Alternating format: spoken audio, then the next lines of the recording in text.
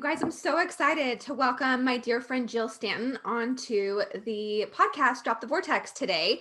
So Jill is a mom. She's a serial entrepreneur. She is really in the online space, and she's also a kind of a nomad. She's lived in so many different places, and I'm really excited to share her story with you guys today because I think that for so many of us, we have this desire or vision or, real want for adventure and exploration. And her husband, Josh, have really embodied that in their entire partnership together, building their business together, and also having a child. They have a 3-year-old son. Jill and her husband run a company called Screw the 9 to 5. They have a podcast. They have they really work with coaches to bring them help them build their business. And then Jill has an incredible new brand and company called the Millionaire Girls Club. And that's actually how I was introduced to her. She's starting to host retreats for women at a certain level in their business. She's coaching people one-on-one, and she just is super unapologetic about who she is and what she's up to and her big dreams and desires in her life. Jill Stanton, welcome. I can't wait for you guys to listen now. Hi friends, it's Heidi Stevens here. Welcome to Drop Into the Vortex, where conversations about up-leveling your frequency, reaching your next level, feeling alive, and manifesting with more ease are happening. I'm a mom, I'm a wife, I'm a serial entrepreneur, I am a spiritual teacher and leader, and I am here juggling all the hats right along with you, creating our next level life and showing you how to do it on the way. Welcome, let's go. Jill, welcome to Drop Into the Vortex. I'm so happy to have you here. I'm so happy to be here. Who does not want to drop into the vortex is what I want to ask you. Right? I mean, some people don't really know what that means. So what does it mean to you? Getting into the flow and embracing the magic. Love it. Pretty much. That's that sums it up. All wanting, right? And complete. I feel like we've known each other for a really long time, but I think in physical world reality, it's only been a couple of months. I'm like, are we soul sisters? Because I think we might be. I know every time we've gotten on a Voxer, it just feels like, yes. And I've loved being part of your Millionaire Girl Club gatherings. Tell everybody who you are and what you do. Well, twofold. So I'm one half of Screw the 9 to 5. I run that business with my husband, and it's where we help course creators and coaches get their offers dialed in and making money so that they can get their business across the $100,000 a year mark. And then on the flip side, I've struck out on my own and I created the Millionaire Girls Club, as you mentioned. And that is luxury retreats, all-inclusive retreats for women making $1 million plus. And that I'm just so lit up by. It's a baby brand still. It's only a few months old, but I just feel this like deep, deep nudge and calling to lean into that. And it stretched me in all the right ways. I'm sure I think you and I have talked about this before, and I'm sure a bunch of women listening to this can vibe with this, that, I've had some strained relationships with women in my past, and feeling this deep call to step into a space to serve like the highest caliber of women has stretched me in so many ways. But I think we all crave that deep, meaningful connection with other women who get it and aren't going to like chip away at us when we say our big, crazy dreams and our, how much we make or what we're up to or the size of our team or how much time we take off or whatever it is. And I find, as you get to that level, your circle gets smaller and you crave more meaningful connections. And so that's what I'm leaning into creating or curating. Yeah. And so you had this nudge and you had this deep desire to gather women, but then it takes an element of real courage. And you and I have talked about that before. I've been really, I've been honest with you that I've in times just like struggled, like take my seat at the table with peers and thinking that I'm less than, and like, oh my gosh, there's someone that I've been following for a couple of years and now I'm in the same Zoom group as them, and just all of that stuff that comes up. And, I'd love to share what have you had to overcome in order to make this pivot? And also what are, where are you hitting your challenges right now going through it? Oh man. Well, I had the idea 2 years ago. So that should tell you how Yeah. much it pushed me up against my edges. I sat on this idea for 2 years because well, it's twofold. One, I had very strained relationships with females in a big way. I had a solid 10 years of just feeling, um, I went to a Tony Robbins event and I got to ask him a question, and I asked him about, I asked him about my retreats, and I went in with such a tactical question, like, what exercises and strategies have you used at your retreats? And he just like cracked me open in the way that only Tony Robbins can do. And I said, I realized that question came from, I was bullied pretty mercilessly for 10 years. And he was like, right up in my face, you weren't bullied. You were cracked open by some very intense people. And I was like, oh, okay, thank you, Mr. Robbins. So I struggle to say now that I was bullied for 10 years, but I had a good decade-long experience of feeling very belittled, outcasted, humiliated, degraded by, women that I was surrounded by at that point. And so finding a way to peel that away and release it and forgive it and know that it was in service, which was a real mind fuck. Can I swear? I'm sorry if I swear. Yeah, I think Was a real mind F for me to figure out and lean into. Oh, it was all in service because it allowed me to empathize with women and understand how lonely it can feel and how outcasted some women can feel, or how, just not supported they can feel when they have big dreams or they are too much. And so really peeling that away and allowing that to be a whole new version of me is one layer of it. And then also the second piece is, oh my God, I'm going to leave the screw, right? And not leave the screw, but like strike out on my own. I've only ever built businesses with my husband. And okay, so now I'm going to approach women who are, some of these women are at 8 figures plus. And I'm going to be like, hey, do you want to come to my Zoom call? It's like really stretched me in that capacity. And then to pitch a retreat, like I said to you, I have a lot of struggles around, pitching my friends and telling them about my retreat, because, it's a lot to ask a friend, like, hey, do you want to pay me $10,000 to go on a trip? Like, that's stretched me as well. So it's just, I know it's all good and it's where I want to go and it's in service of who I want to become, but it's definitely pushed me up against, all my limiting beliefs, all my edges, my comfort zone in a big way. So yeah, you just said so much right there, and thank you for I'm just a going talker. so deep so fast. That's what we do here, so thank you. And not that I'm actually, the story is the story, but just for a context, I'm just curious, was it in corporate America? Like, what was the circumstance that you had your experience and opportunity with other women? It was grade 5 to grade 13, which makes you realize how old I am, as I was still in grade 13. So it was a good 9 years that I experienced that, but just some of my most formative years, right? Like that was mainly my experience with my girlfriends or just women around me. And just also, I never ever had a corporate job, which is funny and ironic because I have screwed the 9 to 5. But I was always a bartender. So I had a different kind of 9 to 5. It was 9 p.m. to 5 a.m. I didn't know that. Yeah. So I very much became very combative and very loud and very alpha in my 20s, because I realize now I just pushed women away, right? Like if you challenged me, I would blow up because it felt very triggering to me, I've realized. And so just peeling a lot of that away has been some of the deepest work I've done, which I'm so grateful for in such a big way. And it just continues to be this evolution for me. Well, it's like our deepest wounds become our deepest opportunities and challenges and path to our purpose. And so here you are really unwinding the imprints of your childhood.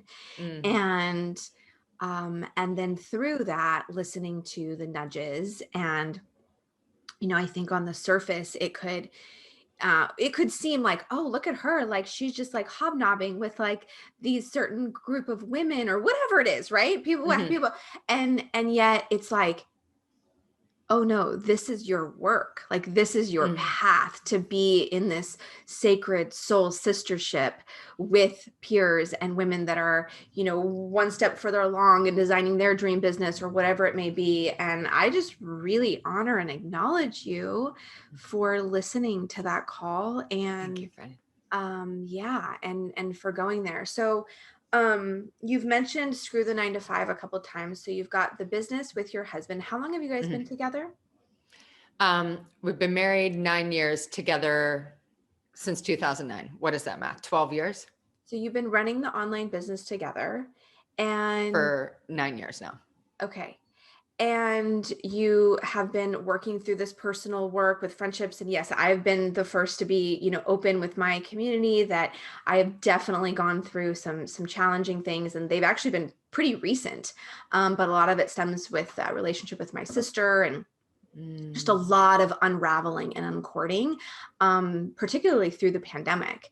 And that's been such a gift for me to actually fully express myself. And I'm still doing that in the online space and finding women like you and really taking my seat at the table instead of thinking, what is this person going to think of me? And Mhm. and what is this old friend judging me as? Just all this stuff. And so here you are now, really shining and doing your work. And you and your his name's Josh, right? Is his name? Yeah. Yeah. You guys have really designed this beautiful life for Mm. yourself. And I'm so intrigued by it because I'm a Sagittarius and I'm an adventurer, and I've got that like inner travel bug. And yet I also have got this very strong mama bear, hunkered Mm. down, currently manifesting our next house. Like home is like just means so much to me. And so you have been traveling for quite some time. Yeah. Give us a little feedback, lay the foundation, and then we'll let everyone know where you are now. So when I met Josh, he's Australian. I met him in Toronto. I was moving to Australia and he was living in Beijing. So random. But we met through mutual friends on a blind date, and he wanted nothing to do with it. Like, he had been single his whole life at that point. He's 4 years younger than me. And I was about to move over to Australia, and I was single. I was moving with a girlfriend of mine. And so when we started hitting it off, he's like, I'm not looking for anything serious. And I was like, sweet, me either. Cause I'm about to move over to Australia and have all the fun. So I don't need you tying me down. Um, and then he did, but we just really hit it off. And so he moved back to Australia. He actually showed up on my doorstep unannounced, which was really cute. And we've been traveling ever since. So that was 2009. And we've lived in Australia and New Zealand and Thailand and Malaysia and China and Canada and Puerto Rico, and soon to be the Grand Cayman Islands, which we're moving to in a week. And we've always just, our core value, one of our core values, and certainly my husband's number one core value, is freedom. And the pandemic really challenged that for us. He really had a hard time with the pandemic. Like, feeling like his liberties were taken away was ultra challenging to him. Not being able to leave, not being able to do what he wanted. Like, oh, that was a hard season for us to work through. So the minute we were able to get out, we left in November. And most people were like, oh, it's not the right time to be traveling. And we're like, F that. I understand, like, people have certain opinions. I totally get it, right? For Mhm. us, we were not worried about it. We got COVID. Mhm. It is what it is. We're still here. I Mhm. feel like I know other people experience it differently, but I feel like I've had worse hangovers than what I experienced with COVID, if I'm being truly honest. And so it just never dissuaded us. We just always wanted to live our life how we wanted to live our life. And we've been unwavering in that. And I understand that it's not the same path for everyone.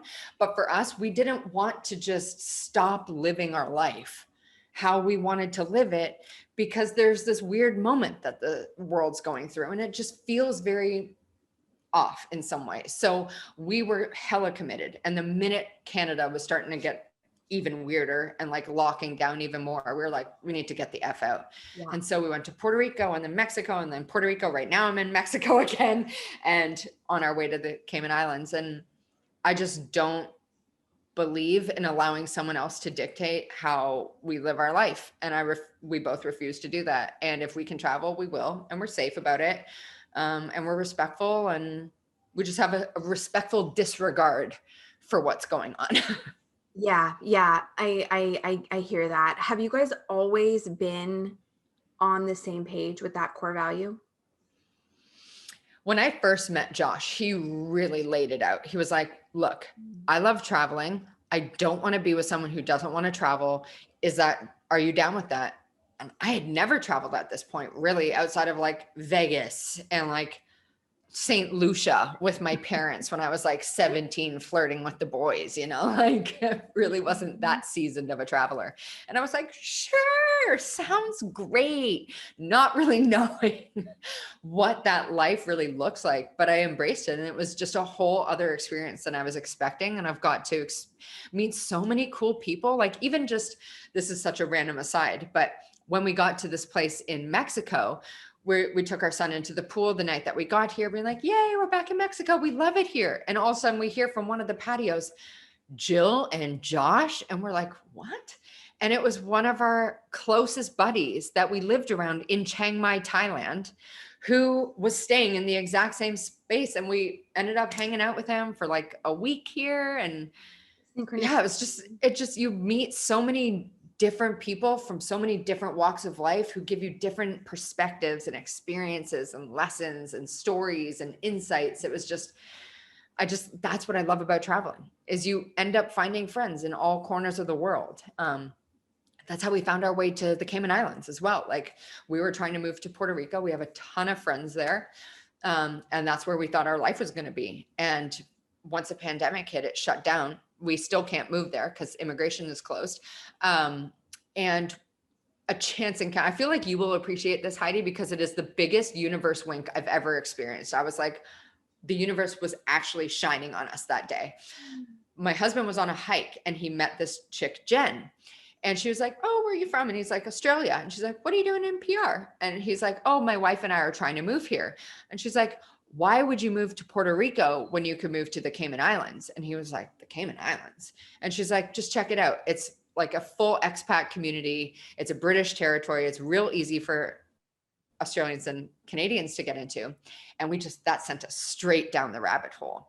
And it was this real cool moment because we wouldn't have known about it unless she crossed his path that day. And we couldn't get into Puerto Rico anyways. And so we were kind of floundering around being like, where are we going to go?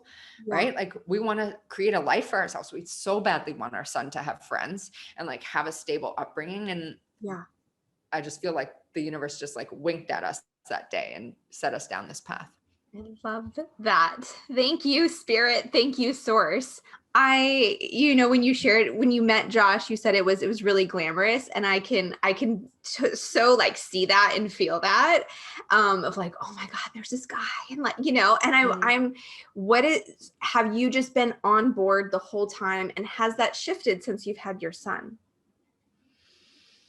In what capacity? With Josh or just like with the travel? Yeah, I'm fascinated by this because it's like, for me, it like sounds really exciting. And then I think the reality of it would feel, for me personally, it would feel really ungrounded and, and just like, I would just crave that like home, especially with kids. And I'm wondering, like, is it, and I'm a Sagittarius. I'm like, is it your human design? Is it the contract that you and Josh have had? Is like, is it just who you guys are? I'm trying to kind of get in there with you and go, how have you guys like really made this work? And not even from a financial perspective, because you guys have built this beautiful online business, more like having a child and, even just like logistics, like nanny, and like it's a lot to be moving all the time. It is. Kai, when we move to the Cayman Islands, that'll be his 27th flight. Like he's seen the world and he won't remember any of it. So yeah, it's definitely not for everyone, right? Like, But the beautiful thing is he's been young and he's been very flexible. He's active. He's 3 and a bit, and he's a boy. So he's very active and very energetic. But I feel like because we've traveled and because he's been around so many different people, so many different cultures and different sceneries, different time zones, different countries, different smells, he's so social. He's super adaptive. And so we haven't ever had issues there. And yes, it is a lot of logistics, most certainly. But that compared to living in a place that didn't light us up, yeah, I'd choose moving around every single day. How we felt in Toronto, being controlled and locked down and restricted, that does not jive well with us. Like, it really just doesn't. And I would so much rather have the logistics of figuring out childcare and moving around and seeing new people and new places and having new experiences and making new memories than feeling like our liberties are being restricted. Like, that really triggered the shit out of us, if I'm being honest. And we missed changing it up. And it is possible to make it happen. So yeah, I have invested heavily in nannies, but we typically stay in places for good chunks of time. We're not moving around all the time. So like, for example, in Puerto Rico, we were there for like 5 months. And so I had the same nanny, and there's a ton of families there. And so he would see the same kids all the time. They would have play dates. They had story time together, music classes, swim lessons, all of that kind of stuff. So he had that sense of normalcy. Here in Mexico, we've had the same nanny each time we've been here. He has a great relationship with her. And yes, also, I am craving a home base now. And I do realize how important that is for our son. And it is a huge driver for Josh and I to have been searching for a place to call our own. That is a conscious decision by both of us. When we left Southeast Asia, that was like our happy place. And we left it to come back to Canada because the time zone was good. But we realized, in looking back, it was never an intentional, conscious decision. It was like, oh, we should go here because the time zone is good. Not like, do we want to actually live here?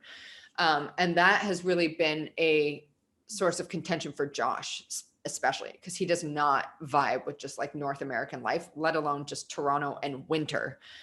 So that was a real thing that we had to sort out. And so I feel like that's why the Cayman Islands has come into our world, because we had such a strong desire for a place that ticks all the boxes for us.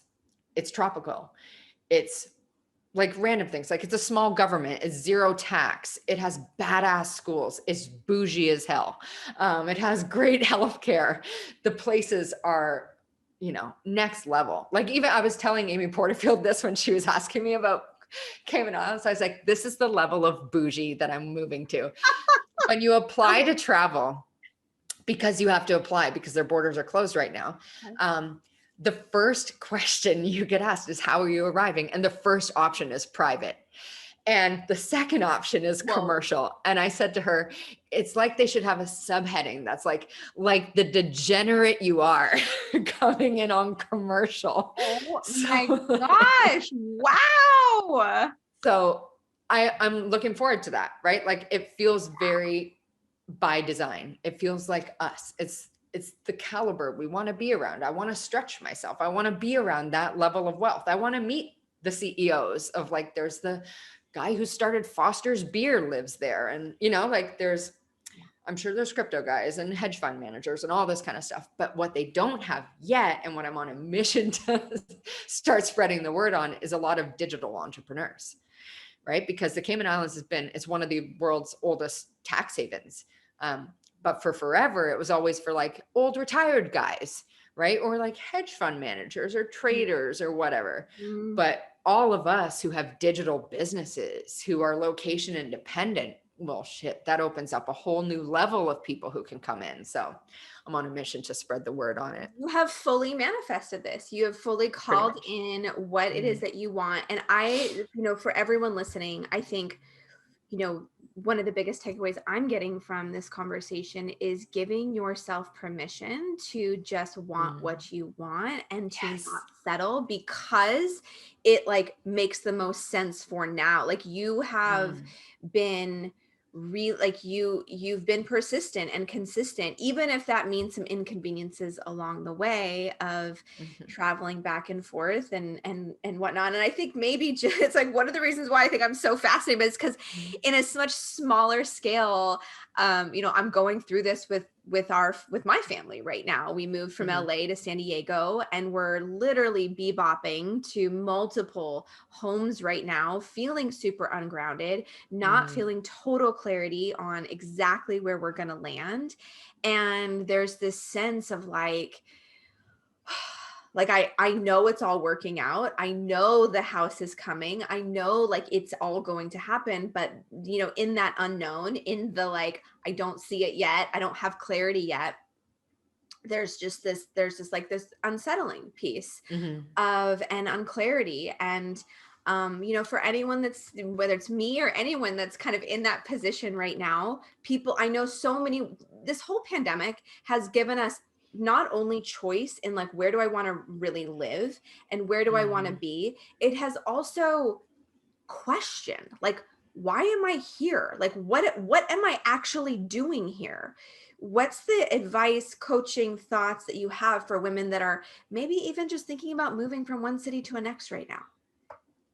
I think so Josh and I went through a period of murkiness in 2018 after we had our son. And before then, we had a membership during that time as well, but it felt really light and perfectly aligned with us and who we wanted to be in the world at that point, right? Pre-Kai. And then we had our son and everything changed, like just internally. Everything just started feeling like just off, misaligned. And it really threw us through a headspin because we're like, what's happening? Like we had like over 800 members. They called themselves Scramly. Like it was really a cool little community we had created. It was the majority of our revenue at the time. It was like making over 330,000 a year. And so to have that thrown into the mix of like, I don't know if I want to do this anymore was just such a mind trip for us. And I remember for a good 3 months straight, the only question we asked ourselves over and over and over again through the like muck and like the pain of unalignment really is what it is when you don't have that clarity, right? We just kept asking ourselves over and over, what do we want? What do we really, really want? Who do we want to be? What kind of business do we want to have? How do we want to show up? What do you actually want to do? How much money do we want to make? Who do we want to be as parents? Who do we want to be as partners? Who do we want to like, how do we want to show up for our business? Right. And it took us months to figure that out. But I think because we asked ourselves over and over and over again, what do you really want? What do we really want? What do we really want? And like checking yourself when you say, I can't have that. Or like, do you really need that much? Or isn't that a little unrealistic? Or who do you think you are to have that when all these people are struggling? Or whatever other bullshit we torture ourselves with, right? I think the best thing you could do is ask yourself that question and then unapologetically answer it with whatever comes up for you and not question it, right? Because you'll always get that nudge of what you really want to do if you gave yourself the permission to actually go for it. And I think it's that nudge, that whisper, which is like more like a scream inside of you, that is really guiding you towards where you want to go. And I think if you can be fixed on the destiny, or not the destination, but like fixed on the goal, but The flexible as vision. to how you get there, Right. that's when you will invite magic. Because if I think back to just using like us moving to Cayman Islands, like we were very clear that we wanted to live in a tax-friendly place around a community of entrepreneurs in the tropics. We thought that was going to be Puerto Rico. Yep. And then the universe was like, nah, it's the Grand Cayman, or it's the Cayman Islands, right? And so we were always fixed on what we wanted, but we just were flexible on how we got there. And because of that, magic flowed. But I think it's when we like second guess ourselves or try to go for something that's more realistic or more believable or more achievable, something, oh, I know I can do this, so I'm going to go for that. I think that's when you like just kink the hose, right? Instead of letting it flow. And that can be in business, that could be where you live, that could be money, that could be a partner, that could be family, relationships, whatever it is. It's about detachment. And I heard the best thing ever, alignment is velocity. And when you find that alignment, you can just fucking hit the gas. So You know what I mean? good. Alignment is, yeah, it's a quantum leap. It's a Speeds up.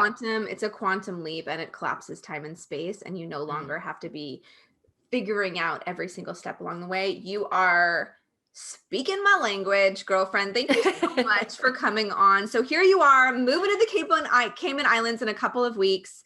You guys are going to set up shop. You guys are going to get grounded. You are going to be in a home, and you are designing your best life, Thank you for being such an inspiration today. Where can everyone find you, and how do people get to know more about who you are and what you do?